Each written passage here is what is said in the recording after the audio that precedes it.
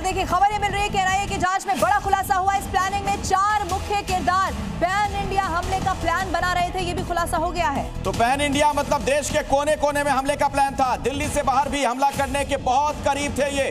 और इसी बात का खुलासा एनआईए की जांच में हो गया है। और आपको बता दें कि लगातार जांच पड़ताल अभी भी जारी है। प्लानिंग में 4 मुख्य किरदार इस वक्त पाए गए हैं। उन किरदारों से जब पूछताछ होगी तो इस नेटवर्क का भी पता लगाया जाएगा। लेकिन पैन इंडिया हमले का मतलब ये है कि अलग अलग जगहों पर सिर्फ राजधानी को टारगेट उन्हें नहीं करना था। एक बड़ा प्लान, एक बड़ी साजिश यहाँ पर तैयार कर ली गई थी।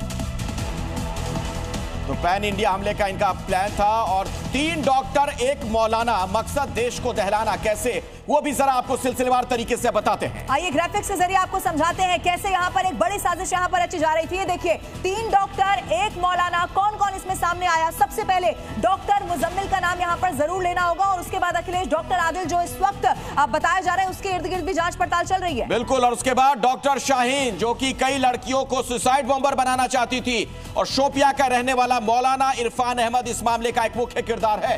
और ये तो मास्टरमाइंड भी बताया गया क्योंकि यही वो मौलाना है जिससे लगातार ये सारे लोग संपर्क में रहते थे। डॉक्टर शाहीन जिसको लेकर कई सारे खुलासे हुए, कैसे जो लेडी विंग है जैश की वो यहाँ पर तैयार कर रही थी अखिलेश।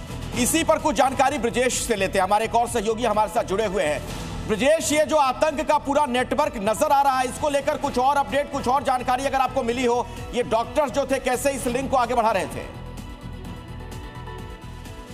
देखिए सबसे बड़ा फोकस यही था कि इसमें जो ओजीज तैयार करने की जो प्लानिंग थी उसमें यही था कि जो लोग हॉस्पिटल में आएंगे या जिनको आर्थिक तौर पे मदद की ज़रूरत होगी उनको हैंडलर के तौर पे यूज़ किया जाएगा। और ऐसे ही जो हैंडलर्स हैं उनको अब जांच एजेंसियां उनको ट्रैक करने की कोशिश कर रही हैं। एक टैक्सी ड्राइवर को इसमें डिटेन किया गया है जाँच एजेंसियों की तरफ से, और उसका ये काम था कि वो जिस अमोनियम नाइट्रेट को पीस कर बारीक बनाया गया था उसको एक जगह से दूसरी जगह ले जाना था। तो ये जांच एजेंसियों की तरफ से एक कामयाबी के तौर पे आगे बढ़ रही है जांच। और वहीं दूसरी तरफ सिर्फ यही नहीं, सिर्फ अल्फला ही नहीं बल्कि अल्फला के इतिहास में पुराने जो यहाँ के क्योंकि कल जो नाम एक सामने आया था मिर्जा का, जिसमें जो 2007 से यहाँ पे पास आउट था, इंजीनियर था यहाँ का, और 2008 से वो फरार है, उसके भी लिंक यहाँ पर निकल के सामने आए हैं। यानी पुराना ट्रैक रिकॉर्ड जितने लोगों का भी है उनको जांच एजेंसियां ट्रैक कर रही हैं। और यही नहीं है बल्कि अब अगर हम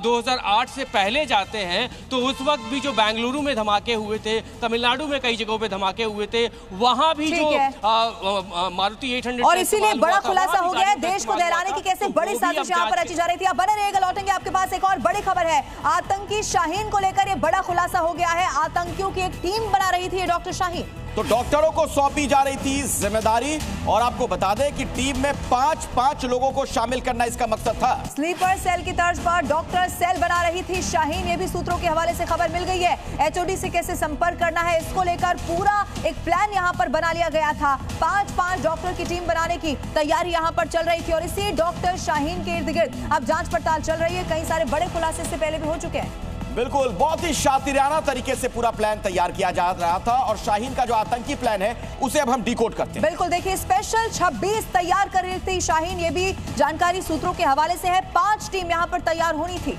तो 5 डॉक्टर हर टीम में शामिल होने थे और हर टीम को HOD कोड दिया जाना था। शाहीन सभी टीम को लीड करने वाली थी। आतंक का हेड ऑफ डिपार्टमेंट कैसे बनाया जा रहा है ये इस वक्त हम आपके सामने रख रहे हैं। तो आप आमतौर पर इस तरीके की शब्दावली कहीं दफ्तर में सुनते होंगे, लेकिन आप देखिए ये आतंकी नेटवर्क कैसे इसका इस्तेमाल कर रहा था।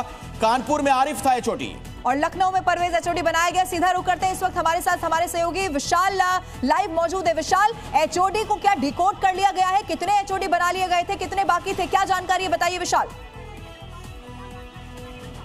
देखिए शाहीन ने अलग अलग 5 शहर चुने थे। स्पेशल 26 की टीम बना रही थी और 5 जो टीमें हैं वो अलग अलग 5 शहरों में बनानी थी। 3 जगहों पर उसने ये बाकायदा HOD जो है वो अपॉइंट कर दिए थे। मतलब परवेज को जिम्मेदारी दे दी गई थी लखनऊ में, आरिफ को कानपुर में और आदिल को सहारनपुर में जिम्मेदारी दे दी गई थी। अब इनको अपने अंडर में टीम बनानी थी। 5 की टीमें ये बननी थी और सबसे बड़ी बात है ये B टीम थी शाहीन की, और ATS की डरार पर ये टीम आ गई है।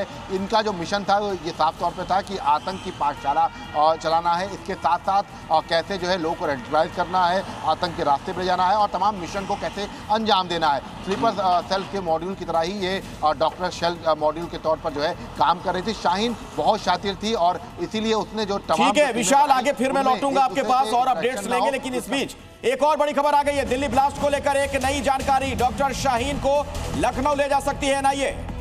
डॉक्टर आदिल को सहारनपुर लेकर जा सकती है एनआईए की टीम। सबूत जुटाने के लिए आरोपियों के साथ छानबीन यहां पर टीम कर रही है। तो दोनों के करीबियों के बारे में भी पता लगाएगी एनआईए। ये भी एक बड़ा अपडेट आपको हम दे दें। आमने सामने की पूछताछ हो सकती है, सवाल जवाब किस तरह से किए जा रहे हैं उसको लेकर एनआईए की पूरी तैयारी है। लेकिन सबूत इस वक्त सबसे बड़ा जो जांच का दायरा है उसी के इर्द गिर्द बढ़ाया जा रहा है। इसीलिए बताया जा रहा है दिल्ली ब्लास्ट को लेकर खबर यह है कि शाहीन को लखनऊ ले जाया जा सकता है। और इसी से जुड़ी हुई एक और खबर आपको बता देते हैं, उत्तर प्रदेश की एजेंसियां अब रिमांड मांगेंगी। आदिल परवेज की रिमांड मांगी जाएगी। तो आतंकी शाहीन की भी रिमांड मांगी जाएगी। 3 चरणों में 3 अलग अलग स्टेप्स में पूछताछ होनी है और इलेक्ट्रॉनिक उपकरण से जो सबूत मिले हैं उन सबूतों को भी खंगाला जाएगा। सीधा रुक करते राजू राज हमारे साथ लाइव है। राजू, अभी तक क्या मिला है इलेक्ट्रॉनिक गैजेट से और क्या कुछ पता चल पा रहा है? देखिए, लगातार जांच एजेंसियां इन आरोपियों को, जो आतंकी हैं, इनके मोबाइल फोन को अपने कब्जे में लिया है और जो डिलीटेड डेटा है उसे रिट्रीट कर तमाम वीडियो सामने आए और इसी वीडियो के आधार पर इनसे आमने सामने बैठाकर पूछताछ की जो प्रक्रिया है शुरू हो गई है।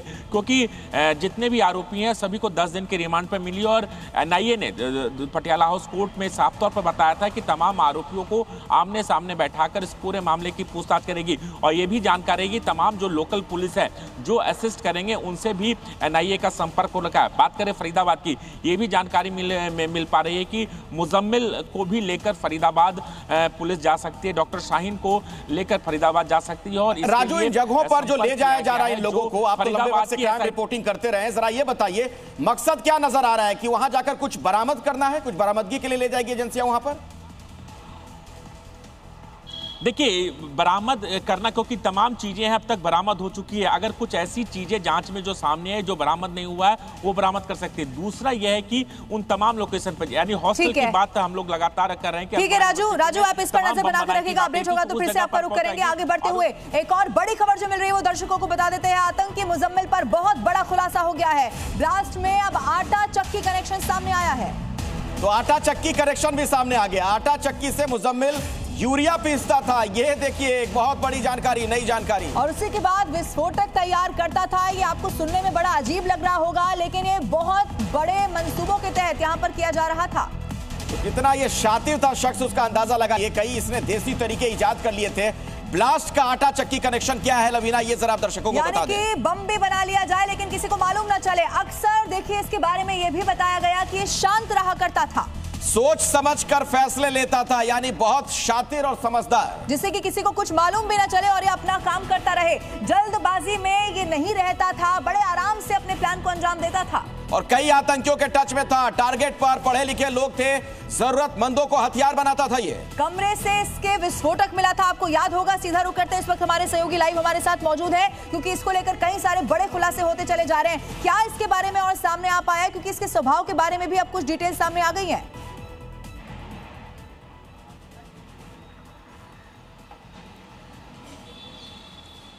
ब्रजेश, इसके बारे में क्या पता चल रहा है? और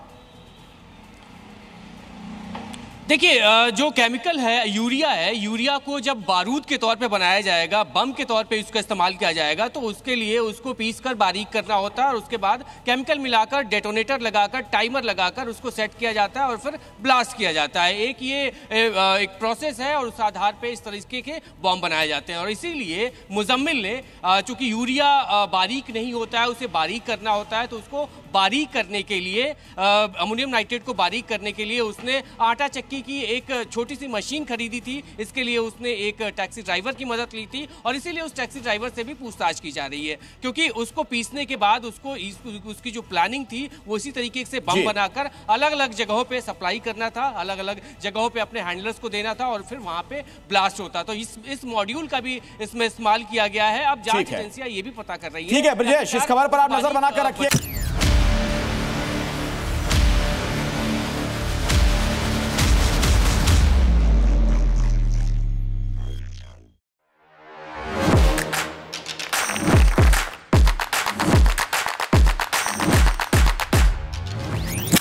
Welcome Dr. Subhash Chandra. And habit can be micro, macro. 66 times if you repeat the same thing, it becomes your habit.